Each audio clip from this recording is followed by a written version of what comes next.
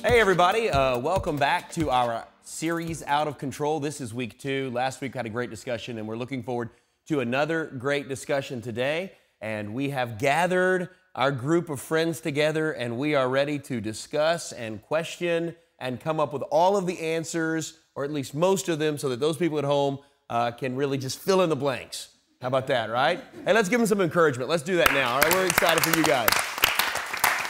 We're excited that you're here, wherever you're meeting, whether it be in a coffee shop or a house or wherever you are. We're glad that you've joined us and that you're a part of this series. And you know what we have found is that society just keeps moving faster and faster, and there's all these like quality of life improvements, but yet we keep finding out from sociologists that people feel more and more isolated and they feel more and more anxious. And so that seems a little bit kind of counterintuitive when you kind of look at it.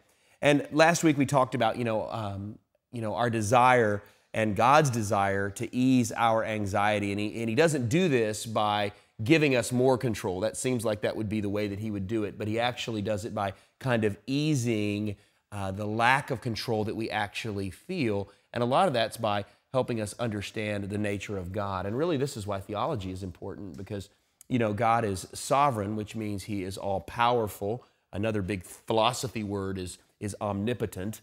And he is also all-knowing, which means he's omniscient, and then he also is benevolent, which means he loves us. And the reason why that's so important is that no matter what problem it is that I face in life, that God is smart enough to know about it because he's omniscient. He's powerful enough to do something about it because he's omnipotent. But really, this is where the rubber hits the road, and that is that God is benevolent, which means he cares enough to actually do something about it. But the problem is he doesn't always do exactly what we expect him to do. And that's really where we're going to be today. And we're going to ask let's just start with a question today, if we can do that, before we even read the text. This idea of God's nature, and really even what I just shared and what we talked about last week, how do these truths about God's nature change the way that you view your current anxiety causer or stressor? Well, I just always remember he's a good God, and he loves us, and everything that is happening to me that I feel like is completely out of my control, and maybe, I don't even want it to be happening. I just know that his plan is perfect, Right. And I just have to replay that over and over. Rick? Yeah, so I'll add to that. I was a little bit late today due to the fact I had to work. So, and in my line of work, I have to rely on God because I can't control everything, not only in my life, but especially at work. Work is a very unpredictable job. I'm a police officer, and so I have to rely on God every time I go into a situation where we're going to go handle a deal. I say a little prayer, and I rely on God that his outcome will be done. Wow. Yeah. And so I think that helps me.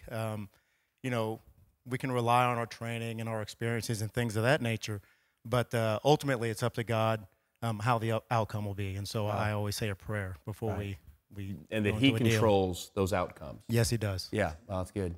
So far, so good. So far, so good.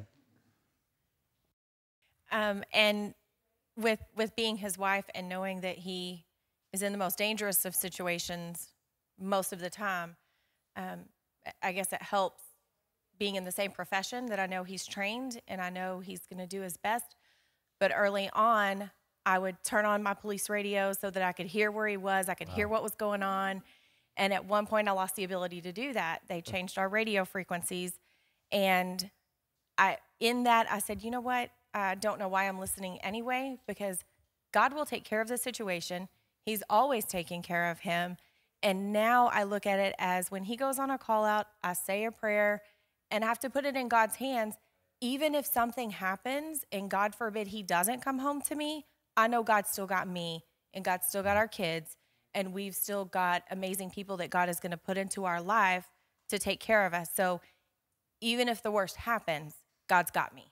And that's what has got me through him doing what he does. And really, for all of us, control is an illusion. And we seem to think that we somehow or another have things under control. And so today's story, I think you've got it there, Casey, Yeah, that we can look You stole at. my thunder. Go here. ahead. I was just ready to talk about the illusion of control. We'll do it. That is what we're talking about today, that this whole idea of being in control is really an illusion after all. I think it makes me think of, I've got 3 kiddos, one's a 2-year-old right now, but all of them have always had a love for CCs, God help them. And so we go there and we let them go into the little game room at CC's, and they've got the little arcade game and the car racing game. And for all of them, like up until about, 4 years or so, you put them in the racing machine. And the great thing is you don't even have to put any money in it because they just sit there and they're like, they don't know what they're doing. "Grrr," all over the place. And the car's like driving perfectly. And they're just having the time of their life. Thinking that they're in control. And it's just funny as the parent to sit back and be like, you are a fool, you are not in control at all. But you think that you are. And I think probably a lot of times God has a similar perspective with us, that he's looking at us and he's like, man, you are working the steering wheel, aren't you? And little do you know how little control you actually have in your life. Right. And God wants us to know that. That's not like a mean thing that God is telling us, hey, you don't have control. That's not a mean thing from God. That's actually a really kind and gracious thing from him, that he lets us know that. So today's text that we're looking at kind of communicates that to us a little bit. And so it's found in Luke chapter 12. And I'm going to start in verse 16. This is a parable that Jesus taught, and then it goes into a teaching. So Luke 12:16. And he told them a parable saying, the land of a rich man produced plentifully. And he thought to himself, what shall I do? For I have nowhere to store my crops. And he said, I will do this. I will tear down my barns and build larger ones. And there I will store all my grain and my goods. And I will say to my soul, soul, you have ample goods laid up for many years. Relax, eat, drink, be merry. But God said to him, fool, this night your soul is required of you. And the things you have prepared, whose will they be? So is the one who lays up treasure for himself and is not rich toward God. And I think it's so interesting now that Jesus goes into this teaching about anxiousness. And he said to his disciples, therefore I tell you, do not be anxious about your life, what you will eat, nor about your body, what you will put on. For life is more than food, and the body more than clothing. Consider the ravens. They neither sow nor reap. They have neither storehouse nor barn, and yet God feeds them. Of how much more value are you than the birds? And which of you, by being anxious, can add a single hour to his span of life? That's where Jesus is getting to it, the illusion of control. Like you're spending all this time trying to manipulate the circumstances of your life, and at the end of the day, you can't add a single hour, a single day, a single moment to your life. If then, verse 26, if then you are not able to do as small thing as that, why are you anxious about the rest? Consider the lilies, how they grow. They neither toil nor spin, yet I tell you, even Solomon in all his glory was not arrayed like one of these. But if God so clothes the grass, which is alive in the field today, and tomorrow is thrown into the oven, how much more will he clothe you, O you of little faith? And do not seek what you are to eat and what you are to drink, nor be worried. For all the nations of the world seek after these things, and your Father knows that you need them. Instead, seek his kingdom, and these things will be added to you. So Jesus leads off that teaching with a story, with a parable about this guy who is very clearly, he's kind of killing the game, like he's really doing well for himself, and he feels like he's in control of things. And finances, like really his ability to provide for himself has created a great sense of confidence in himself and a great sense of control. How about for you? Are there some things in your life that you are tempted to go to that make you feel like sometimes you're in control? Things that you're tempted to put your trust in? For me, it goes back to work again, because I love what I do as a police officer. We get to train a lot. We get to do things and meet people and see things that a lot of people don't get to see. And so a lot of times when I, am feeling like I'm not at a high point in my life, I may rely on work at times. I can feel at times important because of what I do and the position I do hold in the police department. So people, you work for Dallas, right? And they look at us like we are, better than somebody else. And if they only knew the truth, that we're just the same as any other police department, in the Metroplex. So, that's. Thanks for sharing that. I think that's probably true. I speak on behalf of men. I think that's probably true of a lot of us men, that we feel we look to our position, our work, for our confidence, and put our trust in that a lot of times. Yeah. Thanks for sharing that. Somebody else, what are you tempted to put your trust in? My ability to manage consequences. Meaning what? Well, I think sometimes that I put trust in the fact that I can act like an idiot, I can act like a fool, and that somehow or another I'll just be able to deal with it on the backside. And I think sometimes that's one for me. Mm-hmm. Yeah. Nathan, you got one? Definitely money and finances. As much as try to say we don't, we still look at the statements every month and look at the bills. And Julia does such a great job with it. But at the end of the day, she opened up a medical bill for our son, and it was, oh boy, here's another one. And I think our first initial reaction was fear, as opposed to God's got this. He's in control. And I think once we step back for a minute, realize we've never gone hungry. We've always had a roof. God's going to provide. Yeah, you mentioned something a moment ago, Casey, and I know that I'm going to take this a little bit in a different direction, but you mentioned work. And I know for me, when I lost my job, that's when I really understood the illusion of that. I really thought after 12 years in this job that I was just absolutely set. And it's really kind of one of the most devastating memories of my life, just to kind of think through that. And of course, I like to maintain an image, as you mentioned a moment ago. And boy, that knocked me down a peg. Yeah. And it was something I was kind of leaning in on, as if I was in control. I don't know if anybody else had a common, kind of deal, but maybe you could share if you've had a moment in which you were leaning in on something as if it was, powerful and helpful, but really it didn't work out. You got something there, April? I don't know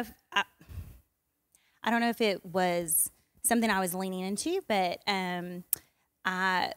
both my parents were murdered when I was 5, and then 6. I was going into kindergarten, and so I feel like that changed the trajectory of my life. And from that point forward, I just lived so closed-fisted to everything I could control. My grades, my behavior, my relationships, my children. And I just got busy building my own kingdom until we couldn't any longer. And so God asked again, do you trust me? And he asked us to go to China.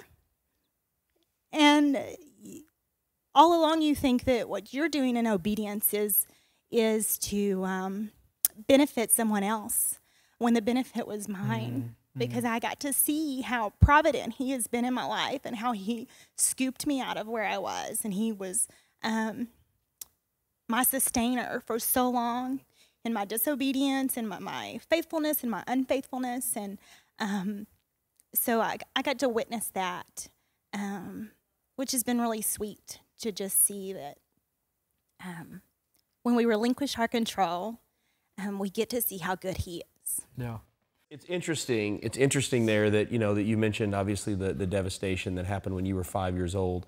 But then what an amazing thing that you now have 2 orphans that you get to care for after being an orphan yourself. Powerful. That's got to be powerful for you too, Derek, yeah? It's been a huge blessing to just be able to watch her walk through that and just how far she's come, and just trust that God is good, and that regardless of how much control we think we have, we really don't have any. But the outcome is always in our best interest, and it's been amazing for that, and just watching her and being able to walk through that with her as well. Yeah, just being faithful and then kind of letting God take care of the results. Yes. Sometimes it's easier to trust God maybe after you've been through something so traumatic. I know for me it is. I know that it's easier for me to trust God after I mentioned the firing a little bit earlier. I know for me, when we first got married, I think I put a lot of my faith, hope, and trust in him. And relied on the marriage. If the marriage was good, I was good. Year 3, we separated. So I really feel like God took that one thing that I coveted, that I held on to, and just completely took it away. And I fought it. Like it probably took a good year before I finally said, all right, God, whatever you want from this, it's yours. But I think in that process, he learned it's about him and me. How do you get yourself to that place of trust? Rock bottom. No, and that really is true. Like I tried to fix it. I tried to say things, call, whatever, go to certain people.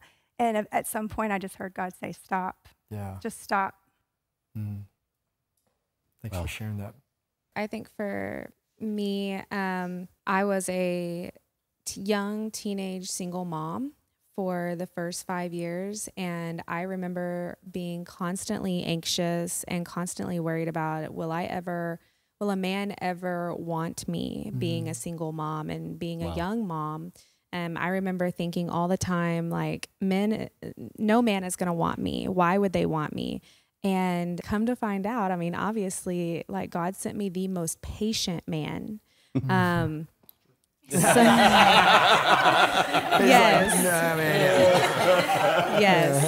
God sent me the most patient man. And I remember being in fear of never finding a man that could deal with anxieties of my past and my upbringing. But he had his plan the whole time, and he just made me patiently wait until it was time for Whitaker and I to come together. Has God leveraged that in any way in your life, kind of that experience? And I mean, if I remember right, I think I've seen some pictures you posted on Facebook. You leverage that now to help others that are in similar situation, right? Yes, most definitely. So I became a mom at 17.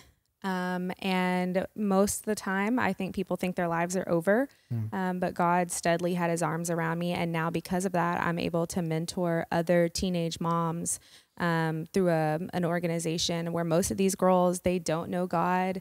They don't know what it's like for just other humans to even love on them.